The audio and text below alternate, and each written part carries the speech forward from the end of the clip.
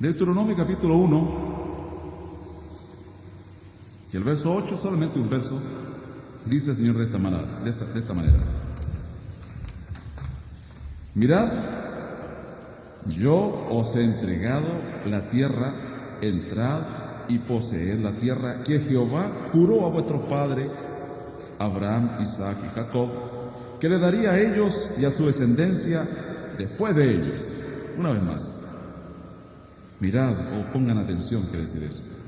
Yo os he entregado la tierra. Yo os he entregado la tierra. Entrar y poseer la tierra que Jehová vuestro Dios juró a vuestros padres, Abraham, Isaac y Jacob, que le daría a ellos y a su descendencia después de ellos. Y vamos a ver otra parte también, si la memoria no me falla. El libro de Reyes,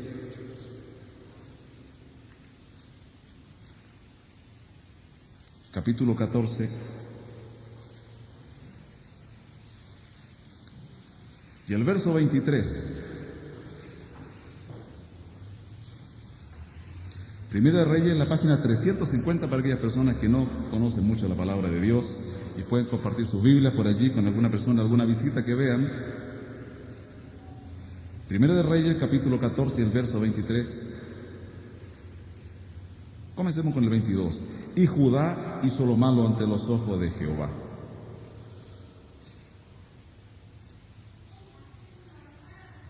Y le enojaron más que todo lo que sus padres habían hecho en sus pecados que cometieron. Porque ellos también edificaron lugares altos, estatuas e imágenes de acera en todo collado alto y debajo de todo árbol frondoso. Hasta allí la palabra. Yo no sé si ustedes se acuerdan, hermanos, la historia de un juez se le llamaba el juez, un periodo en el pueblo de Israel, que comenzaron algunos gobernadores que comenzaron a dirigir el pueblo de Israel, se llamaron jueces.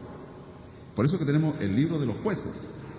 Y uno de estos jueces fue Gedeón.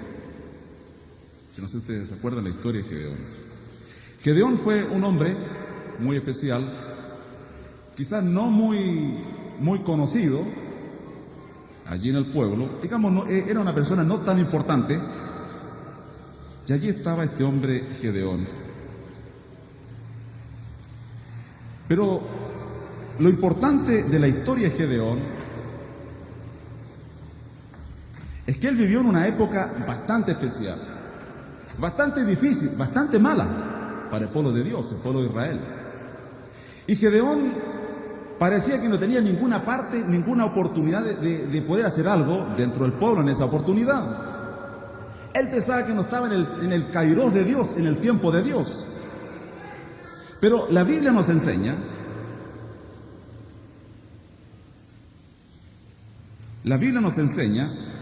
que él, estando allí con su rebaño, en su majada, se le aparece el Señor. Se le aparece Jehová Dios, que después lo nombra como el ángel de Jehová, y comienza a conversar cara a cara con él, con el ángel de Jehová, que para los estudiosos de la Biblia se llama la Cristofanía, que era Cristo mismo allí en persona.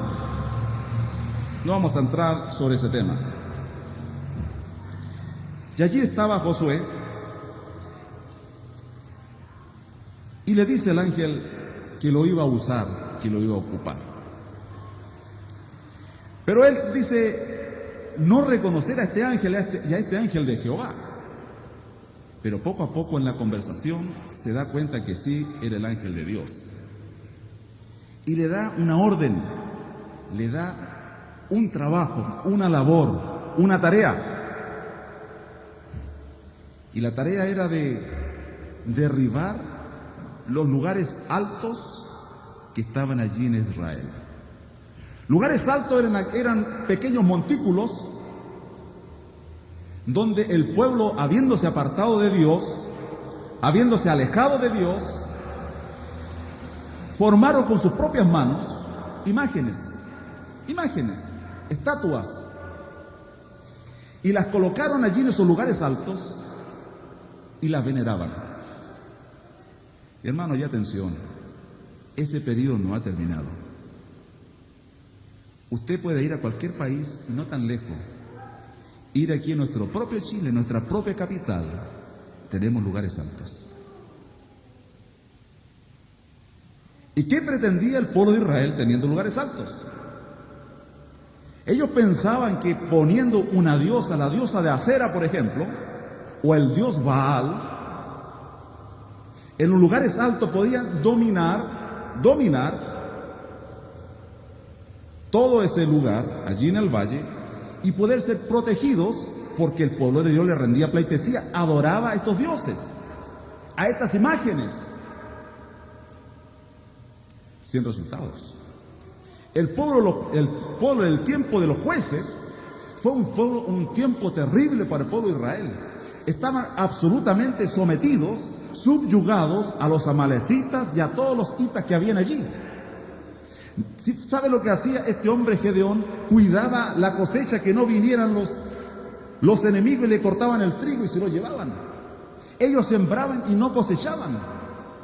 Sus hijas ya no eran más doncellas porque se las violaban. Ese era el tiempo de los jueces. Pero coincidía que estaban en esos lugares altos. El hombre confiando en algo sobrenatural para ellos, pero absolutamente fuera del pensamiento de Dios. Por eso que el Señor descendió, bajó y llamó a Gedeón. Le dijo: Gedeón, por eso después le cambiaron a Jerobaal, porque era el hombre que iba a luchar contra Baal. Anda y derriba los lugares altos que están aquí en tu sector. La historia no termina allí. La historia termina cuando Gedeón, apoyado por algunos, y de noche, la historia bien interesante, ¿sabe? Porque no quiso de día, porque pensaba que realmente iba a ser atacado por sus propios hermanos. Subió y derribó con un buey, con un toro, con el segundo toro que estaba allí en la manada, le puso una soga, ya, lo jaló, como dicen los centroamericanos, y derribó ese altar. Y al otro día una tremenda conmoción. ¿Quién hizo eso? Y comenzaron las indagaciones, las investigaciones. ¿Quién votó a nuestro Dios? Y allí ligerito dieron con Gedeón. Gedeón fue. Entonces vamos a tomarlo y matarlo, porque destruyó a la diosa Acera, porque destruyó a Baal. Y el padre Gedeón le dijo lo siguiente: si ustedes quieren defender a Baal, si él es el Dios de ustedes, que luche con Gedeón.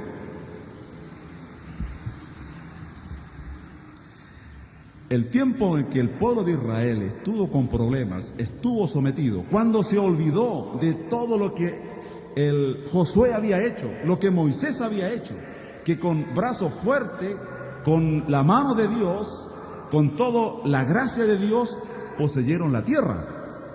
El pueblo de Israel se olvidó. Y por eso que hicieron todos estos montículos, o dentro de todos estos pequeños montes hicieron estas pequeñas diosas, Baales. Se produjo la idolatría en el pueblo de Israel. Y a través de esa idolatría, hermano, no vino la bendición al pueblo. La bendición se fue. Qué terrible.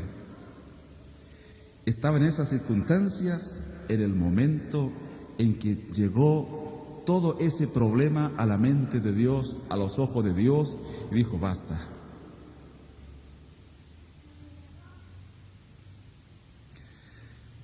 Yo le dije en delante que vamos a hacer un compromiso. Si usted está identificándose, pues yo también me estoy identificando. Y va a ver usted cuando usted va a tener que empezar a decir algunas cosas en su corazón. Hay un mandamiento que se encuentra allí en lo que hemos leído, Deuteronomio. Entrad y poseed la tierra. El Señor había entregado, no se olvide lo que hemos hablado primeramente, hermano. El Señor había entregado en las manos, se le había dado una tierra hermosa, una tierra que fluía leche y miel a su pueblo. Del tiempo de Abraham, Génesis capítulo 12. Vete de tu tierra, tu parentela, a la tierra que te mostraré, porque te voy a entregar un lugar hermoso.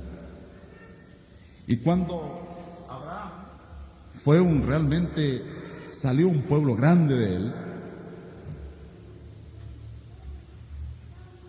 Dios cumplió la promesa. Ellos anduvieron por el desierto durante mucho tiempo, 40 años. No porque la distancia era larga, sino que sencillamente porque el pueblo fue rebelde, contradictorio, como usted y yo ante el Señor. Y anduvieron dando vueltas, vueltas y vueltas. Murió Moisés, no alcanzó a entrar a la tierra prometida, porque también dudó o tuvo problemas porque se enojó, golpeó la piedra cuando no tenía que golpearla. Le sucedió un gran hombre de Dios, Josué. Y esto es todo lo que nosotros encontramos allí en el libro de Josué, hermano. Le dijo Josué: tú eres grande, tú eres valiente, yo te he llamado, no desmayes, yo estoy contigo, donde quiera que tú vayas, yo estaré allí. Le impregnó valentía, le impregnó victoria. Y hermanos, lo que el Señor quiere en esta noche para su vida y para la mía es que usted proclame victoria en su propia vida. Proclamar victoria significa poseer por la fe lo que todavía no lo poseemos. Y vamos a analizar qué es lo que usted no posee y qué es suyo. Allí estaba el pueblo de Israel antes de pasar el Jordán. Y el Señor le había dicho: toda esa tierra que está allí, al otro lado, es de ustedes.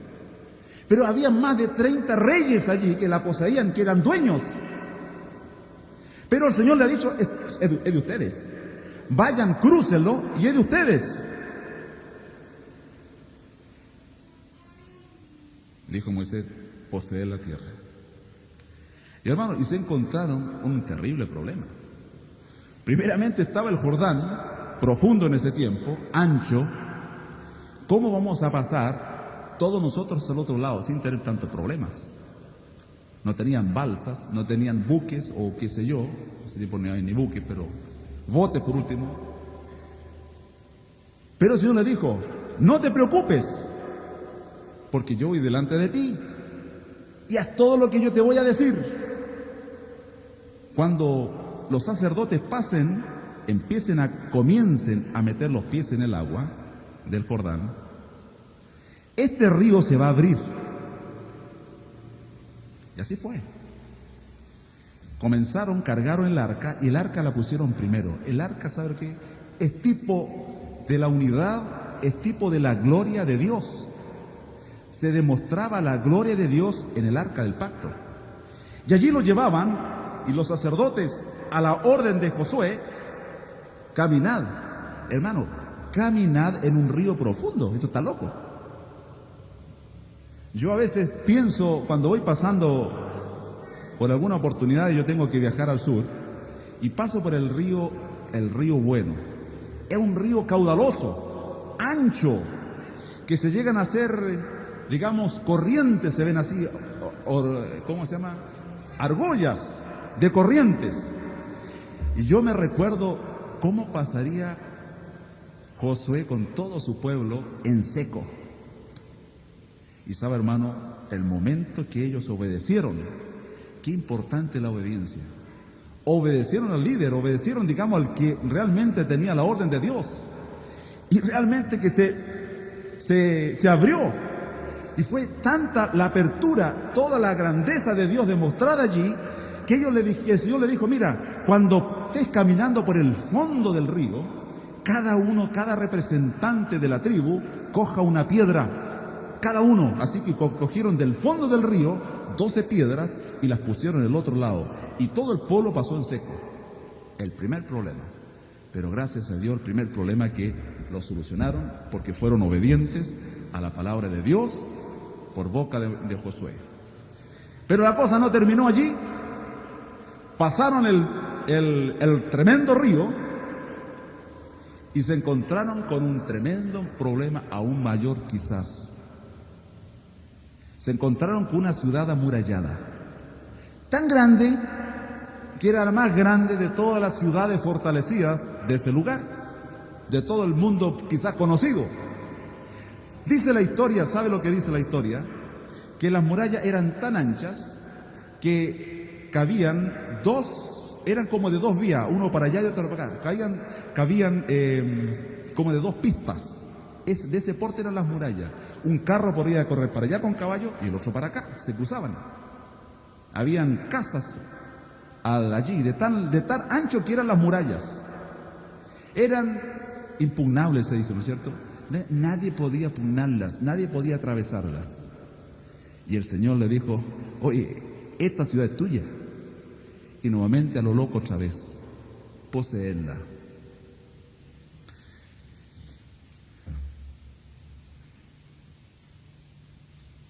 Y el pueblo de Dios lo hizo así. Y hubo victorias. Usted conoce la historia, no la vamos a repetir ni a leerla, pero usted puede leerla allí después en su casa, cuando el pueblo de Dios y cómo el pueblo de Dios conquistó esa tierra, que realmente está infestada de enemigos. Y en la forma como estuvieron rodeándolas y las murallas fueron cayendo una a una. Y todo fue entregado en las manos del pueblo de Israel. ¿Y por qué sucedió esto, hermanos? Yo creo que si yo estuviera allí no pasaría nada conmigo, quizás. Fue porque realmente hubo una obediencia de parte de Josué. Porque Josué escuchó la voz de Dios. La tierra es tuya, poséela. Y fue, digamos, la época de oro del pueblo de Israel. Conquista, conquista, conquistas, conquistas. Conquistaron toda la tierra. No quedó lugar que no fue entregado por mano de Jehová a Josué con todo el pueblo de Israel. Todo fue de tal manera que la poseyeron absolutamente la poseyeron y la dividieron y entregaron a cada tribu, representante de tribu, entregaron la tierra prometida. Hay muchas cosas que pasaron entre medio, hermanos, que realmente no es el tiempo para darlo. Vamos a hacer un poquito la aplicación. No se olvide de esta parte. Vamos a volver a lo otro. Yo sé que usted tiene buena imaginación, que no se lo olvide. El pueblo de Israel, después de esto, se empezó a degradar, empezó a resbalar poco a poco, y se olvidaron de Dios, se olvidaron del favor de Dios, se olvidaron de la grandeza de Dios, de cómo el Señor había entregado a todos esos pueblos en las manos de Josué. Fue tanto el olvido que tuvieron de Dios, que ellos cambiaron la gloria de Dios por un mono de cera, por un mono de yeso, un mono de cemento, y lo pusieron en lugares altos. Y comenzó a venir el desliz al pueblo de Israel. Hermanos, si nosotros pudiéramos ver, nosotros pudiéramos comparar, usted pudiera hacer un análisis de su propia vida y yo de mi vida, y usted pudiera hacerse la consulta y la pregunta: ¿por qué no hay victoria en mi vida? ¿Por qué Cristo no es real en mi vida? Usted me puede decir: pero si yo tengo una vida tranquila. La vida victoriosa en Cristo, hermano, es cuando la palabra de Dios prima en su vida y en la mía. Cuando la obra de Dios se manifiesta en su vida y en la mía. Y cuando las señales que se hacen, que usted las puede hacer por autoridad de Dios, es vista por el pueblo. Pero nosotros llamamos a un enfermo y no se sana. Predicamos la palabra y no se convierten. ¿Por qué? Tenemos problemas matrimoniales. Los hijos están yendo a otros lugares. Nuestras casas están llenas de música satánica. ¿Pero de dónde sacó usted eso, hermano? Yo estaba en casa de los hermanos con la música rock. No entendemos lo que dicen, pero el espíritu percibe lo que está diciéndose. Y hermanos, y de pasar y de tener una vida cristiana normal, pasamos a tener una vida cristiana anormal, absolutamente humanista, en que el centro de su propia vida, día a día, no es Cristo. Porque existen lugares altos en su vida y en el mío. Hay lugares altos que están erguidos, que están levantados, que usted ha levantado en su propia vida. Pero la Biblia nos dice que nos tenemos que tener autoridad del cielo. Y nos da una ordenanza, nos da un mandamiento. Ir y poseer la tierra. ¿De qué tierra me habla? Hermano, la tierra de tu mente, la tierra de tu corazón, aquel carácter, aquel cadena que tenemos atrás que hay que cortarla. Hermano, hay que poseer la tierra de su vida. Usted posee absolutamente toda su vida. Tiene el dominio de su propia vida porque Cristo reina en su vida. O tenemos los lugares altos que lo impiden. Estamos en el desliz. Yo quisiera, hermano, que todos los lugares altos de mi vida y del suyo en esta hora pueden ser derribados. En el nombre de Jesús deben ser derribados. Deberán de ser derribados. Porque no queremos, hermanos, que descienda la ira de Dios en su vida ni en la mía, en su hogar. El Señor nos da un espacio. Mi esposa me decía tiempo atrás, estamos en el veranito de San Juan espiritual. Pareciera que Dios quiere que podamos conquistar Puente Alto, hermanos, y seguir extendiéndonos, no nosotros, el pueblo de Dios, y poseer esta tierra espiritualmente. Pero no podemos. No están los resultados, no están las señales de Dios, no está lo sobrenatural que debiera ser. La iglesia de Cristo es la iglesia de lo sobrenatural. Los muertos son levantados. Los muertos espirituales debieran ser resucitados, no abortivos. Muertos espirituales tienen que vivir con el poder de la palabra de Dios. Yo pasaba el otro día por la plaza porque hemos hecho un compromiso no predicar en esta plaza porque hay otro grupo predicando. Ellos tienen una labor. Yo dije, correcto, vamos a hacer ese pacto de honor. Nosotros no vamos a ir allí. Pero yo creo que la plaza de Puente Alto es la plaza la más predicada que existe quizá en todo Chile. Hay que esperar un grupo para que se ponga el otro. Si vamos a las 8 no van a estar estos otros hermanos, no vamos a estar, y no hemos estado así. Nosotros hemos tenido esa experiencia. Esperamos uno para que se desocupe y la gente está así, tranquila, mirando el show. Y no hay victoria. Cuesta llenar los lugares. Es que existen lugares altos en los corazones de los creyentes. Porque no hemos poseído la tierra que el Señor nos ha entregado, que la poseamos.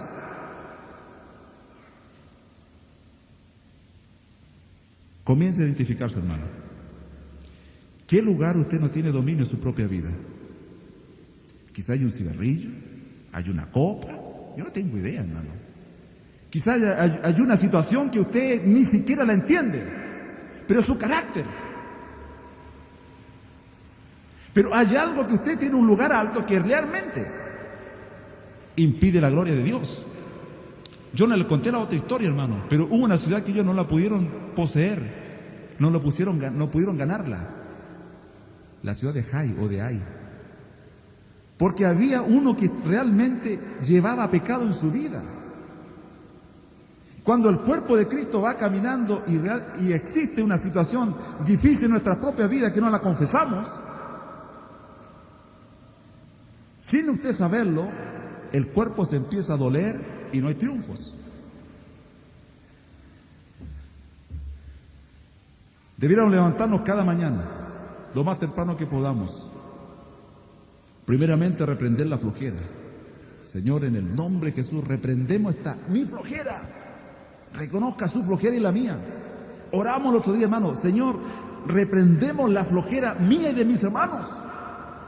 No somos capaces ni llegar a la hora al culto. Y queremos ganar Puente Alto. Usted no, yo vamos a hacer eso. Porque tenemos lugares altos en nuestras propias vidas. Dios dice, basta. Basta. Y si usted no lo hace, otro va a venir.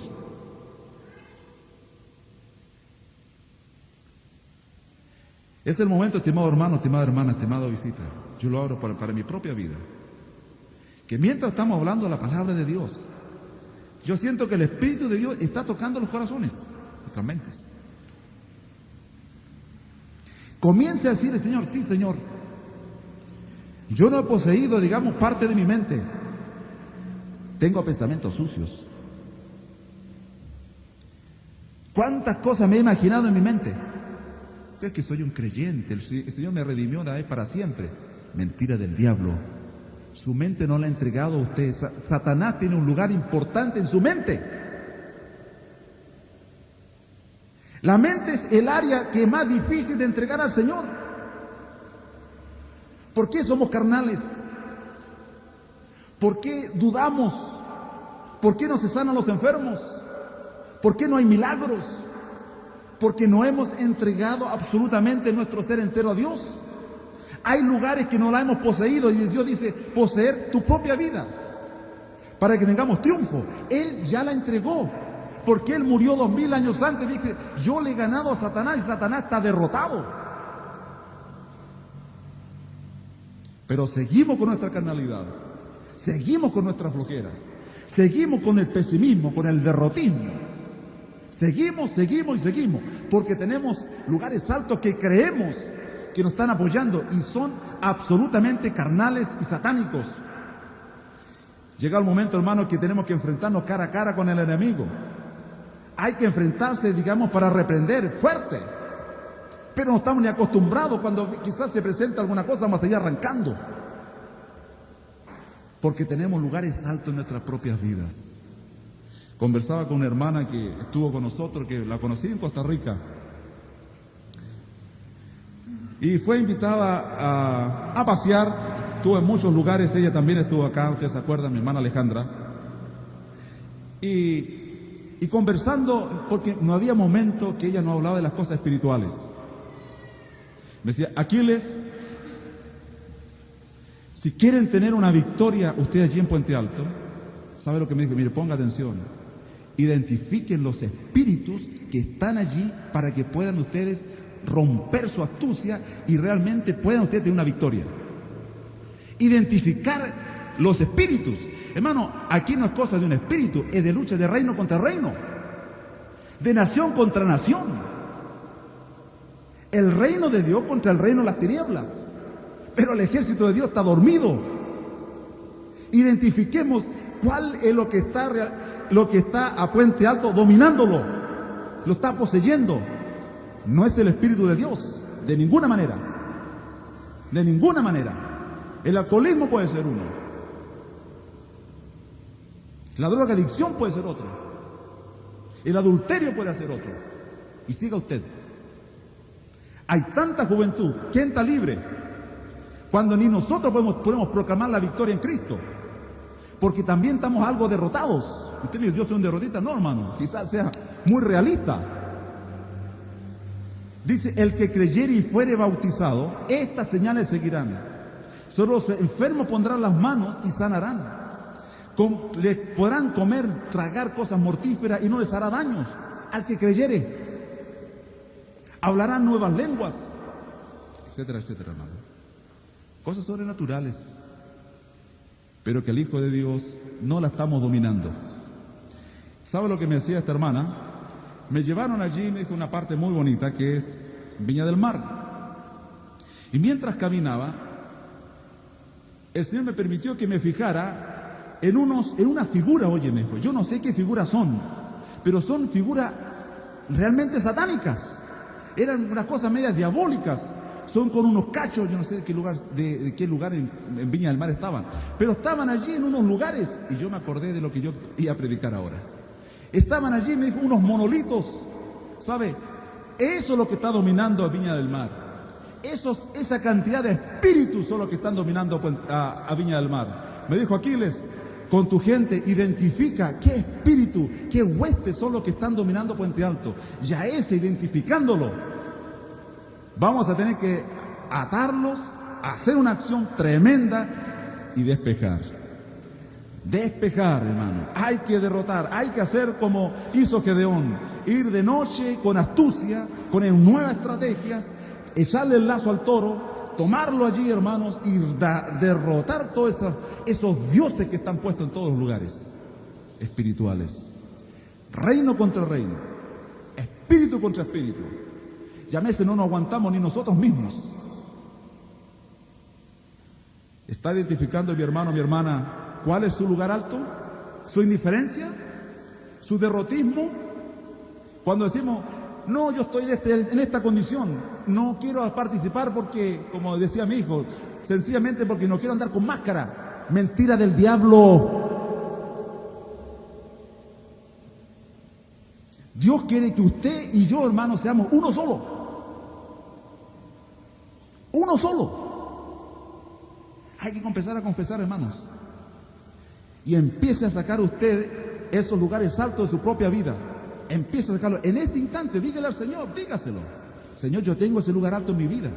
Señor, yo realmente soy indiferente. Yo realmente ando así, para arriba y para abajo, como los ascensores. Señor, yo no quiero ser así. Yo quiero andar realmente en una línea, con la ayuda tuya, con la ayuda de los hermanos. Señor, yo quiero realmente sacar ese lugar alto de mi vida. Yo quiero que tú estés alto y no ese derrotismo que tengo en mi vida, no esa indiferencia que tengo en mi vida, que no tenemos amor ni por la palabra de Dios. Y vamos a querer tener la coraza para ir afuera y conquistar el mundo. No podemos. No podemos. La Biblia dice, ir y poseer la tierra. Tenemos que comenzar a poseer lo que es nuestro. El Señor ha entregado su propia vida, hermano, su propia mente. Y eso es lo que vamos a orar a continuación. Que su mente sea un área absolutamente de dominio de Dios. Dominio del Espíritu Santo. Pensamiento cochino, ándate. En el nombre de Jesús. Y comenzar, hermano, a manejar, yo digo entre comillas, manejar el nombre de Dios. Hermano, Satanás tiembla con 3 palabras grandes, que es el nombre de Jesucristo, en el nombre de Dios. Cuando proclamamos y llamamos a la sangre de Cristo, la sangre de Cristo es la sangre divina, no es cualquier sangre, es la sangre que Dios puso en el Hijo cuando vino a estar aquí en la tierra. Esa sangre que derramó es sangre divina. Y cuando estamos reprendiendo una enfermedad, una situación difícil, llamamos a la sangre, digo, cúbrenos con tu sangre, Señor, y el enemigo huye. El hermano me contaba tiempo atrás que había ido allí al Brasil. Yo estaba también allí y he visto cómo la macumba, mi esposa casi imprudentemente, ella quería estar donde estaban haciendo ella su ceremonial. Yo dije, no vayas para allá, es que quiero mirar. No sabemos que todo está rodeado, impregnado, está todo envuelto en espíritu, hermano. Son reinos, son fuerzas malignas. Y mi hermano fue allí a un lugar donde lo llevaron, como dijéramos, a unas favelas. Y fue con su hermano carnal, porque fueron a orar por una persona que estaba enferma. Pero la persona está endemoniada. Endemoniada, hermanos. Y no tenemos que asustarnos por eso. Y lo único que quiso es decir, esta cuestión no es para mí, mejor me voy. Esto es muy fuerte. Allí en una choza que ya se caía, con gente de color mirándolo así, ojos grandes, mi hermano entró junto con su otro hermano. Y la hermanita que los llevó allí le dijo, hermano, oren por esta parienta, porque tiene problemas. Tenía problemas del diablo, hermano. Y comenzaron a reprender, y comenzó a hablar. ¿Y qué cosa hablaba? ¿Qué pasaría, hermano, si uno de nosotros nos toca una cosa así? Yo tiempo atrás estaba allí en mi casa tranquilamente, cuando suena el teléfono me dice, hermano, aquí al lado hay un espíritu inmundo, hermano, yo quiero que usted venga para acá, no sé cuántas noches, por suerte había toquequeo, no sé qué es lo que había, dije yo, que bueno, que toquea, pues no puedo ir, dije yo, ¿sabes? Yo lo hacé desde aquí, de lejos. Y después que oramos, tratamos de reprender la distancia porque no se podía salir esa noche. Me dijo, me decía la hermana, ¿qué hago, hermano? Yo estoy terrible. Vamos a orar, hermano. Y yo hice una oración con ella. Después la llamé, estaba tranquila. Pero cuando usted se para y dice, y toma realmente el arado, y dice, proclamamos victoria en el nombre de Jesús, y vamos a conquistar la plaza, el lugar esto, y comenzamos a conquistar en el nombre de Jesús. No crea que el enemigo se va a quedar sentado, hermano, se va a quedar con un abanico ahí. Se levanta con mucha fuerza. Y ahí es donde se empieza a enfrentar reino contra reino, espíritu contra espíritu. Ahí es donde comienza la lucha. Ahora, hermano, dice, no tenéis lucha contra carne y sangre, claro, porque estamos derrotados. Pero el mandamiento de Dios es que tenemos que ir y tener la victoria afuera. Pero primero tenemos que comenzar por nuestras propias vidas. Señor, limpia mi vida.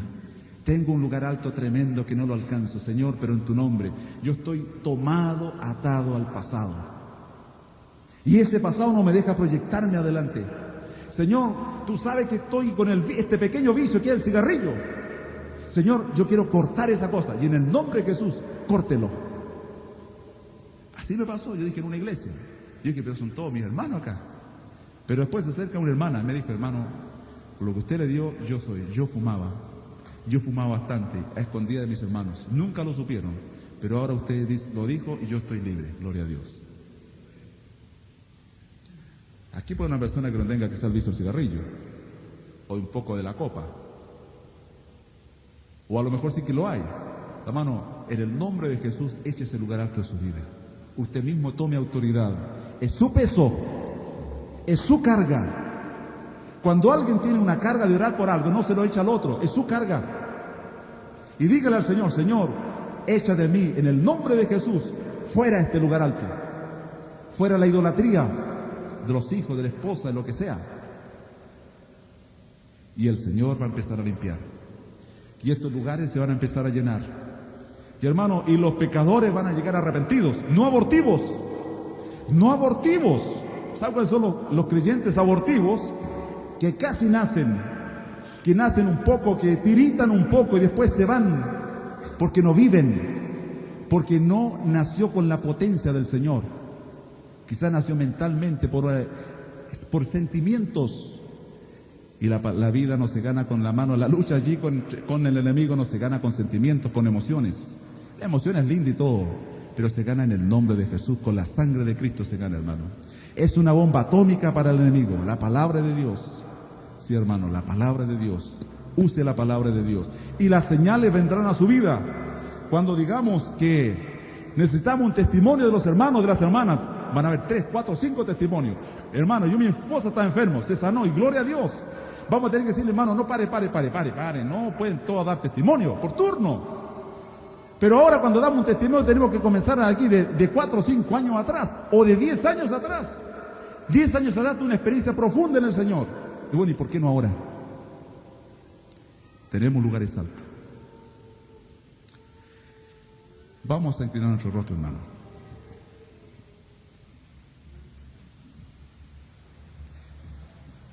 Y vamos a orar. Comience usted a orar. Comience a orar, hermano, hermana. Visita. Comience a orar. Si usted ha sentido que el Señor le ha tocado su vida, dígaselo al Señor en esta hora. Dígale, Señor Cristo, Maestro, he pecado contra el cielo y contra ti. Dígaselo. Dígale al Señor que su carácter no ha sido entregado al Señor. Dígale al Señor que tiene cuántos lugares altos en su vida. La cobardía, la poca decisión, su familia se está teniendo problemas por estas situaciones. Dígaselo al Señor. El derrotismo, ¿se lo está diciendo, hermano, hermana? Mientras oramos, yo quisiera preguntar...